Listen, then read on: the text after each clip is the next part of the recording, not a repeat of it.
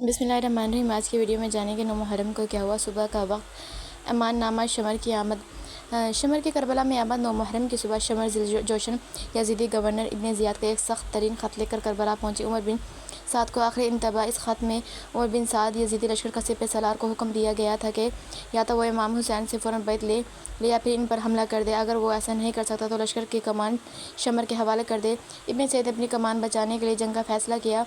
दोपहर का वक्त अमान नामे की पेशकश हज़रत अब्बास को अमान नामे की पेशकश शमर के पास हज़रत अब्बास और इनके भाइयों के लिए इब्न ज़ियाद की तरफ से एक अमान नामा जान की सलामती की गारंटी था, क्योंकि हज़रत अब्बास की वालदा उम्मे अल-नबीयीन का ताल्लुक़ शमर के कबीले से था। पेशकश को ठुकराना शमर ने खैमों के करीब आकर हज़रत अब्बास और इनके भाइयों को आवाज़ दी और कहा कि तुम हुसैन का साथ छोड़ दो, तुम्हें अमान दी जाएगी। तो हज़रत अब्बास ने उससे फरमाया, तुम पर और तेरी अमान पर खुदा की लानत हो, क्या तू हमें ईमान देता है जबकि रसूल सल्लल्लाहु अलैहि वसल्लम के नवासे के लिए कोई अमान नहीं।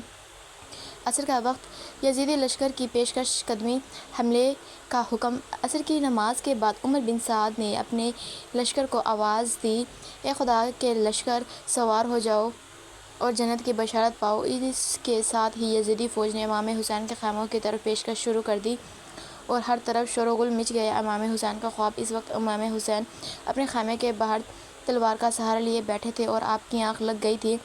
हज़रत बीबी ज़ैनब ने घोड़ों की टापों की आवाज़ सुनी तो घबरा कर इमाम को बेदार किया और बताया कि लश्कर सर पर आ पहुंचा है। इमाम में आला मकाम ने फरमाया, मैंने अभी ख्वाब में रसूल सल्लल्लाहु अलैहि वसल्लम को देखा है जो फरमा रहे हैं कि हुसैन, तुम जल्द हमारे पास पहुंचने वाले हो।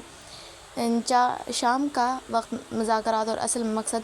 हज़रत अब्बास की यजीदी लश्कर से गुफ्तगू। इमाम हुसैन ने अपने भाई हज़रत अब्बास से फरमाया, अब्बास मेरे भाई, आप सवार होकर जाएं और इनसे पूछें कि वो अचानक इस वक्त क्यों बढ़े चले आ रहे हैं।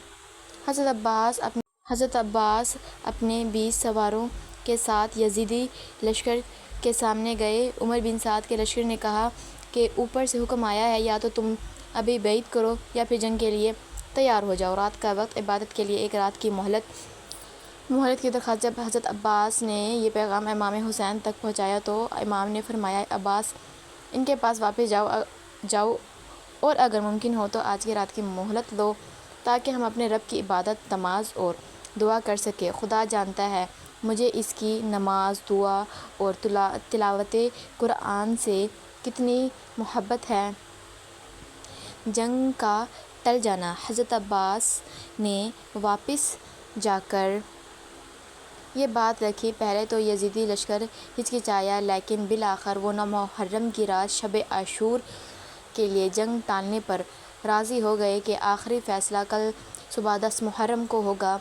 इस तरह 9 मुहर्रम की शाम ढल गई और वो रात शब आशूर बन गई, जिसे इमाम हुसैन, इनके अहले बैत और वफ़ादार साथियों ने पूरी रात नमाज, इस्तिग़फ़ार और तिलावत कुरान में बसर किया। Thanks for watching.